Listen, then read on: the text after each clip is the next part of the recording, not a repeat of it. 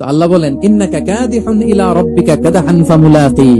হে মানুষ, তুমি তোমার রবের কাছে পৌঁছা পর্যন্ত কঠোর পরিশ্রম করতে হবে, তারপরে তুমি তোমার রবের সাক্ষাৎ পাবে। তার মানে এই দুনিয়াটা হচ্ছে পরিশ্রমের জায়গা। প্রিয় ভাইরা, এখানে পরিশ্রম না করলে সফলতার দেখা মিলে না। বাঁচতে হলে, সার্ভাইভ করতে হলে, টিকে থাকতে হলে আপনাকে পরিশ্রম করতে হবে। এই পৃথিবীতে কেউ কাউকে জায়গা করে দেয় না, এখানে জায়গা করে নিতে হয়। ঠিক কিনা বলেন?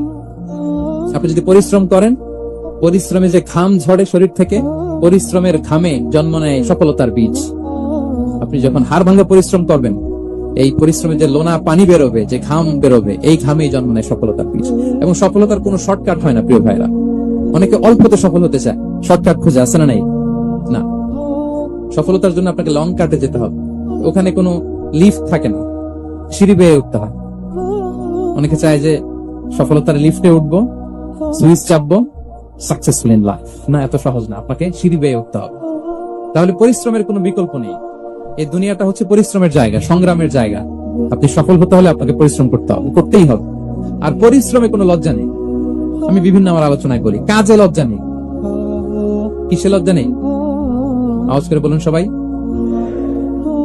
কাজে লজ্জা নেই। লজ্জা হচ্ছে অলসতায়, লজ্জা হচ্ছে হাত পাতায়, লজ্জা হচ্ছে অকর্মণ্যতায়।